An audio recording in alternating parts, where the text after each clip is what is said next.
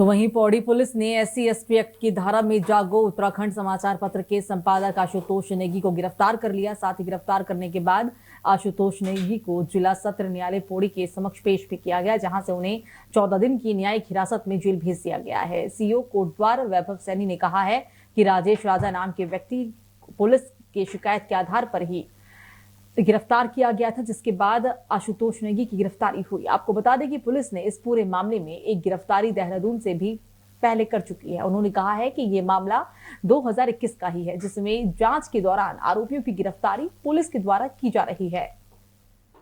ये एक हमारे पास एक व्यक्ति है राजा पौड़ी, उसके द्वारा एक FIR थाना पौड़ी में पंजीकृत कराई गई थी 1/2023। इस मुकदमे में 4 व्यक्ति नेम्ड थे। इसमें 2 व्यक्तियों की गिरफ्तारी हो चुकी है। एक का नाम आशुतोष है, जो आपको पता है, आशुतोष नेगी। दूसरा है दीप पठान। 2 की व्यक्तियों की गिरफ्तारी हो चुकी है। इनमें जो मुकदमा पंजीकृत हुआ था वो SC/ST एक्ट में 504, 506 IT एक्ट में पंजीकृत हुआ था। इसमें मैं सबसे अपील करूंगा कि इस जो ये मुकदमा है, इस मुकदमे को किसी और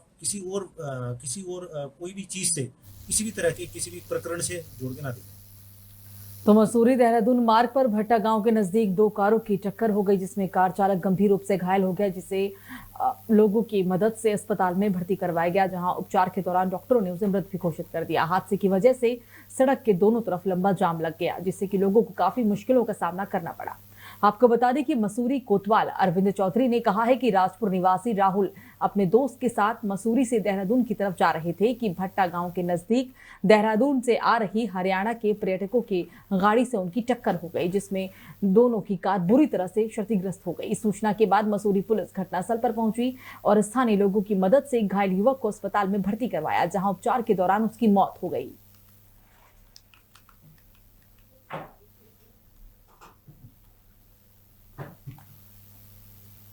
तो वहीं सितारगंज ग्राम लौका और ग्राम गोठा के लोग अध्यापक सत्येंद्र कुमार यादव के नेतृत्व में बीते 18 जनवरी से लगातार धरने पर हैं। आज धरना प्रदर्शन का 39वां दिन है और ऐसे में ग्रामवासियों ने रैली निकालकर प्रदर्शन किया, जिसमें ग्रामवासियों ने राज्य सरकार के खिलाफ नारे भी लगाए। दरअसल पिछले 48 दिनों से ग्राम लौका और गोठा के लोग आंदोलनरत हैं, जिनकी मांगे हैं कि उन्हें भूमालिकाना हक मिले और साथ ही ग्राम लौका और गोठा की 10 से 12 हजार की आबादी के बावजूद भी वहां ना तो पुलिस चौकी है और ना ही स्वास्थ्य सेवाएं ही उपलब्ध है, जिसकी वजह से ग्रामवासी लगातार आंदोलन के माध्यम से पुलिस चौकी और उप स्वास्थ्य केंद्र की मांग भी कर रही हैं, जिस पर बीते दिनों ग्रामवासियों ने SSP उधम सिंह नगर और मुख्यमंत्री को SDM सितारगंज के माध्यम से ज्ञापन भी सौंपा है, लेकिन आज तक किसी प्रकार की कोई सुनवाई नहीं हुई और ना ही कहीं से कोई आश्वासन ही मिला, जिसके बाद अध्यापक सत्येंद्र कुमार यादव और ग्रामवासियों का कहना है कि अगर हमारी मांगों को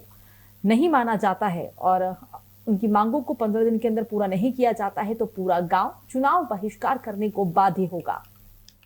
45 दिनों से आज 49वां दिन है हमारा, 5 मार्च है। 18 जनवरी से मैं धरने पर बैठा हूँ और हम सभी ग्रामीण 10-12 हजार की आबादी का लौका गोटा क्षेत्र है।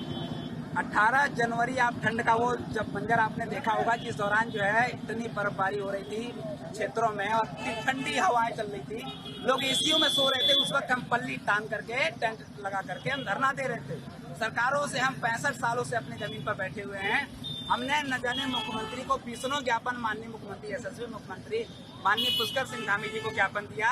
उसके संबंध में हमने कई बार अवगत कराया कि महोदय हम 3 वर्षों से निरंतर धरनारत रहे हैं, आंदोलनरत रहे हैं और 18 जनवरी को उससे पूर्व में हमने सूचना दे करके माननीय SDM महोदय के माध्यम से ज्ञापन दिया और सूचित किया कि महोदय हमारी मांगों पर जल्द से जल्द विचार किया जाए। तो वहीं मसूरी बीजेपी महिला मोर्चा ने शहर में नारी शक्ति वंदन यात्रा निकाली और इस दौरान बीजेपी कार्यकर्ताओं ने लोगों को केंद्र और राज्य सरकार द्वारा महिलाओं के लिए संचालित जन कल्याणकारी योजनाओं के बारे में लोगों को कहा। इस मौके पर बीजेपी कार्यकर्ताओं ने अब की बार 400 पार के नारे लगाते हुए लोगों से बीजेपी के प्रत्याशी को आगामी लोकसभा चुनाव में भारी मतों से जिताने का आह्वान भी किया है। आपको बता दें कि मसूरी महिला मोर्चा के अध्यक्ष गीता कुमाई और मसूरी मंडल अध्यक्ष राकेश रावत ने कहा है कि प्रधानमंत्री ने समाज में महिलाओं को सम्मान दिलाया है, महिला को परिवार की मुखिया बनाया है, महिलाओं के लिए कई कल्याणकारी योजनाएं लागू की गई हैं। उन्होंने ये भी कहा कि प्रधानमंत्री की योजनाओं की बदौलत आज समाज में महिलाएं आगे बढ़ रही है। ग्राम पंचायत से लेकर लोकसभा तक हर क्षेत्र में महिलाएं आधी आबादी का प्रतिनिधित्व कर रही हैं। प्रधानमंत्री की नीतियों को पूरा देश स्वीकार कर चुका है। हर प्रदेश के लोग बीजेपी की नीतियों में आस्था जता रहे हैं। इस बार भी केंद्र में बीजेपी की ही सरकार बनेगी। पूरे प्रदेश में आज भारतीय जनता पार्टी महिला मोर्चा या स्कूटी या फिर पद यात्रा निकाल रही हैं। नारी शक्ति वंदन कार्यक्रम इसको कहा गया है। कल भी महिला मोर्चा का कार्यक्रम रहेगा।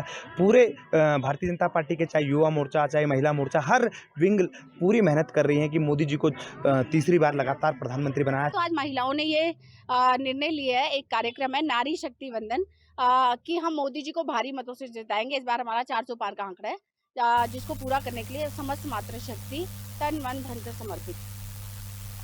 तो उत्तराखंड भवन और अन्य सन्निर्माण कर्मकार कल्याण बोर्ड की तरफ से श्रम विभाग में पंजीकृत श्रमिकों को छाता कंबल बांटे गए।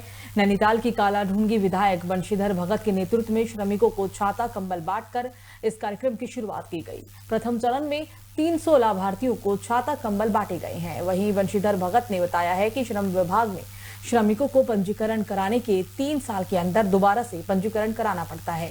जिन श्रमिकों का पंजीकरण होता है उन्हें बोर्ड की तरफ से सम्मान या फिर टिकट दी जाती है। उन्होंने कहा कि बीजेपी सरकार हर वर्ग के बारे में सोच रही है और साथ लेकर चलने के लिए काम भी कर रही है। इस दौरान कालाढूंगी उपजिलाधिकारी रेखा कोहली, तहसीलदार सहित बीजेपी मंडल अध्यक्ष विक्रम जंतवाल, निवर्तमान चेयरमैन पुष्कर कथियुपुरा, महामंत्री हरीश मेहरा, गोपाल मुधला कोटी, महमूद हसन बंजारा, तारा चंद्र पांडे, महेश डिगारी, कैलाश बुदला कोटी समेत और भी कई गणमान्य लोग मौजूद रहे। भिन्न भिन्न समय पर अलग अलग स्थानों में श्रम विभाग द्वारा इस प्रकार के कैंप लगाए जाते हैं।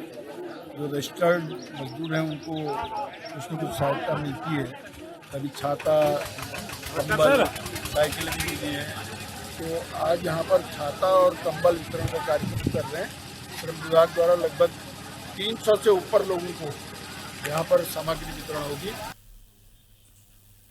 तो कांग्रेस के पूर्व प्रदेश अध्यक्ष गणेश गोदियाल ने पत्रकारों आशुतोष नेगी को पौड़ी पुलिस द्वारा गिरफ्तार किए जाने के मामले में प्रदेश सरकार को कटघरे में खड़ा किया है। गणेश गोदियाल ने कहा है कि जिस तरह से प्रदेश सरकार द्वारा पत्रकार आशुतोष नेगी को गिरफ्तार किया गया, इससे साफ प्रतीत होता है कि प्रदेश सरकार अंकिता हत्याकांड मामले में किसी न किसी को बचाने का काम कर रही है। उन्होंने कहा कि आशुतोष नेगी अंकिता हत्याकांड मामले में शुरू से ही उसके परिवार वालों के साथ खड़े हैं और इसके बाद अब उन्हें सरकार के इशारों में पुलिस द्वारा गिरफ्तार भी किया जा चुका है। उन्होंने कहा कि वे अपने आगामी 7 और 8 के भ्रमण कार्यक्रम को स्थगित करते हुए श्रीनगर में अंकिता के परिजनों द्वारा दिए जा रहे धरना प्रदर्शन को अपना समर्थन देने के लिए श्रीनगर पहुंचने वाले हैं। उन्होंने कहा है कि ये पहाड़ की बेटी की एक हक की लड़ाई है, जिसमें पूरा परिवार जिसमें पूरा प्रदेश उस बेटी के साथ खड़ा है। जब तक उन्हें इंसाफ नहीं मिल जाता तब तक ये लड़ाई जारी रहेगी। अंकिता भंडारी हत्याकांड में न्याय की मांग को लेकर उसके माता पिता जहां धरने पर बैठे थे, उनके सहयोगी के रूप में एक सामाजिक कार्यकर्ता आशुतोष नेगी, जो कि इस प्रकरण में पहले से उनके साथ है और इस न्याय की मांग को लेकर हमेशा उन्हें सहयोग करते आ रहे हैं, उनको उत्तराखंड सरकार ने पुलिस के द्वारा गिरफ्तार करवा दिया गया है। यह तानाशाही का एक प्रचंड नमूना है सरकार का और सरकार की इस तानाशाही के खिलाफ सबको लामबंद होने की आवश्यकता है।